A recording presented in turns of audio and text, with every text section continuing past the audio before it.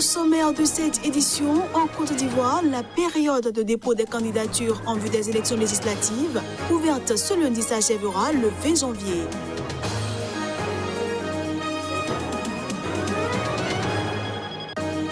En Ouganda, l'opposant Bobi Wine, concurrent le plus sérieux du président sortant Yoweri Museveni, a promis de manifester contre toute illégalité et toute irrégularité liée aux élections du 14 janvier prochain. Et puis le Premier ministre nigérien Brigitte Rafini s'est rendu au village de Toma Bangou, dans l'ouest du pays où une attaque a fait 70 morts. Un deuil national de 3 jours a été décrété par le gouvernement.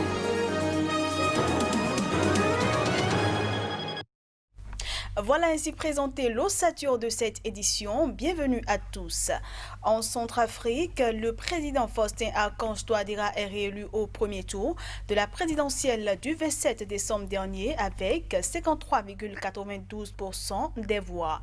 L'annonce de sa réélection a été faite ce lundi par la commission électorale qui a livré des résultats qui doivent être validés officiellement par la Cour constitutionnelle après d'éventuels recours. Faustin Archange Touadéra a été annoncé vainqueur de la présidentielle au premier tour par l'autorité nationale en charge des élections en Centrafrique.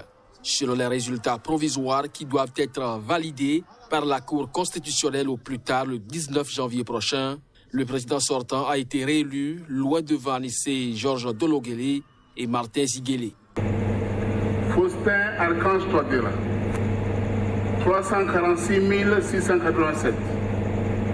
Anissé Georges Dologuélé, 135 081. Martin Ziguélé, 47 948. Conformément aux dispositions de l'article 114 du Code électoral, Monsieur Faustin Archange Touadéra, ayant recueilli la majorité absolue des suffrages valablement exprimés au premier tour de l'élection présidentielle du 27 décembre 2020 avec 346 687 voix, soit 53,92% est déclaré élu. L'opposition annonce d'ores et déjà qu'elle contestera les résultats. Elle dénonce entre autres les fraudes massives, un manque de transparence et le fait que de nombreux Centrafricains n'ont pas pu se rendre aux urnes.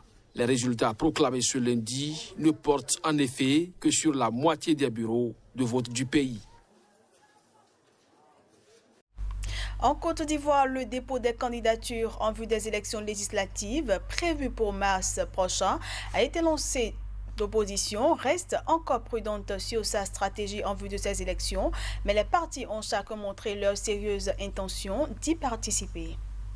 Dimanche, jour d'ouverture du dépôt des candidatures pour les législatives. Le secrétaire général du FPI Gore, Assoa Adou, a rencontré le président du FPI légal, libéré récemment, Pascal Affi-N'Guessan. Il s'agit d'une visite de solidarité et de compassion à l'initiative du président Gbagbo à la suite de la libération d'Affi-N'Guessan, a rapporté son entourage. Les deux courants se livraient une bataille fratricide depuis plusieurs années. Ce rapprochement pourrait donc être le signe d'une volonté de réconciliation en vue des législatives où l'opposition a montré son intention de partir en rang serré. Au PDCI, on ne cache pas non plus sa volonté de remporter la majorité des sièges au profit du RHDP, même si cela passe par la désignation de candidats uniques dont certains seraient issus d'autres partis de la coalition de l'opposition. Le dépôt des candidatures, circonscription par circonscription, va permettre d'y voir plus clair sur la répartition des sièges entre les partis d'opposition et l'avancée de ces négociations internes. La période de dépôt qui s'achève le 20 janvier est considérée comme très étriquée par le secrétaire exécutif provisoire du PDCI, Nyanke Kofi. Du côté du pouvoir, le RHDP pourra se targuer du soutien du RACI, pourtant anciennement dévoué à l'opposant Guillaume Soro, l'ex-premier ministre toujours en exil. Chaque candidat à cette élection doit avoir plus de 25 ans et être en mesure d'apporter une caution de 100 000 francs CFA. L'ancien chanteur de raga Bobi Wine, de son vrai nom Robert Kyangoulani, concurrent le plus sérieux du président sortant Yoweri Museveni, qui est devenu la cible privilégiée du régime, promet de manifester contre toute illégalité et toute irrégularité liée aux élections du 14 janvier prochain. Il a affirmé que le président au pouvoir depuis 35 ans semble déjà être en train de truquer les élections. À cet effet, Bobi Wine a appelé les Ougandais à ne pas se croiser les bras face à une injustice flagrante. On le suit. Coming out to vote, this is going to be more or less a protest vote. Ce sera plus ou moins un vote de protestation. À mon avis, vous voyez, protester, c'est voter. Et protester, c'est aussi se manifester tant que cela reste dans les limites légales acceptables. Ce serait donc nuire au régime en lui disant que nous allons marcher jusqu'au travail ou que nous allons faire un sit-in ou que nous allons faire ceci ou cela. Mais tout ce que je peux vous assurer, c'est que nous allons manifester contre toute illégalité et toute irrégularité.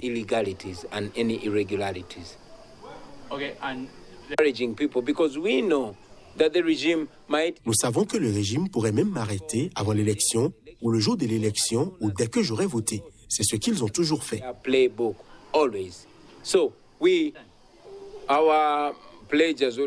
Notre engagement a toujours été d'exalter les voix du peuple ougandais de la manière la plus légale, la plus constitutionnelle et la plus pacifique, mais aussi de la manière la plus affirmée. Ainsi, si le général Museveni truque les élections comme il semble déjà être en train de faire, nous demanderons au peuple ougandais d'élever sa voix de manière non violente, mais affirmée.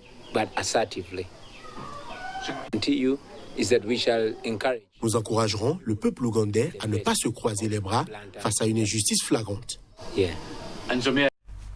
Je le disais en titre, le Niger a décrété 3 jours de deuil national et va renforcer le dispositif sécuritaire dans la zone proche de la frontière malienne après l'attaque samedi qui a fait 100 morts. C'est ce qu'a affirmé ce lundi le ministre nigérien de l'Intérieur, Alkache Alada, à l'issue d'un conseil national de sécurité exceptionnel dirigé par le chef de l'État Mahamadou Issoufou. Le Premier ministre nigérien Brigitte Rafini s'est rendu au village de Tchoma-Bangou, dans l'ouest du pays, où une attaque a fait 70 morts.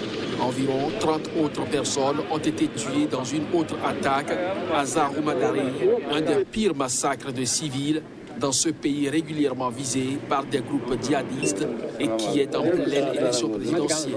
Déjà, il y a des mesures conservatoires qui leur ont été annoncées pour que les populations de ces villages soient sécurisées dans les meilleures conditions. Nous avons constaté que le village de Zaroumdare a déjà quitté, les populations ont quitté leur village. Ici aussi à Tchombangu, une bonne partie de la population s'est déplacée. Des enquêtes vont être diligentées pour que ce crime ne soit pas laissé impuni.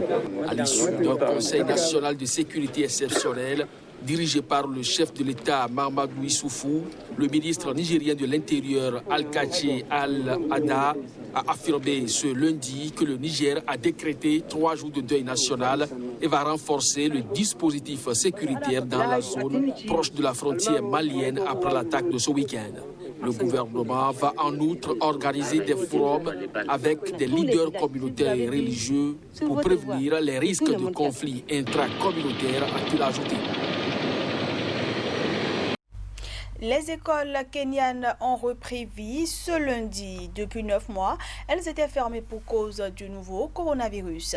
À cette reprise, des dispositions semblent avoir été prises pour contenir la propagation du virus. Le 15 mars 2020, les écoles kenyanes ont dû renvoyer les élèves à la maison pour se barricader contre le nouveau coronavirus. 9 mois après, elles ont rouvert leurs portes en ce début d'année 2021. Un soulagement pour les parents. En tant que parent, je suis heureuse que les enfants soient de retour à l'école car nous étions vraiment inquiets de la pandémie. Nous souhaitons vraiment que nos enfants retournent à l'école et pour le moment, nous sommes très heureux que nos enfants soient de retour. Nous prions vraiment pour que la pandémie se termine rapidement afin que les études puissent continuer et que nos enfants ne reviennent pas à la maison. So that learning can go on and our kids cannot come back to our homes. Tumekaa na mtoto hii kwa muda mrefu kama miezi 9 hivi.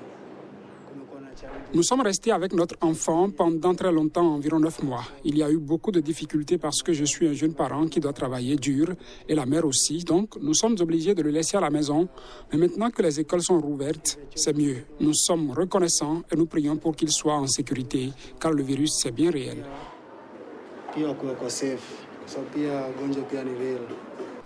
La menace n'est pourtant pas encore du passé. Une deuxième vague de contamination fait des ravages dans plusieurs pays et d'autres variants plus contagieux que la souche ont même été découverts. Les risques sont donc encore là. En ce moment, nous avons très peur parce que nous ne savons pas vraiment si d'autres enfants à l'école ont le virus ou même si les enseignants ont le virus ou même si le personnel de soutien à l'école a le virus.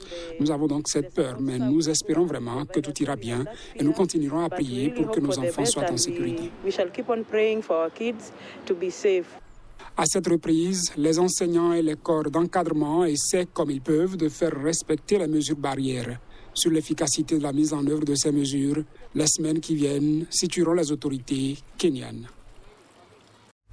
Et c'est sur cette reprise des classes au Kenya que prend fin cette édition. Merci à tous de l'avoir suivi.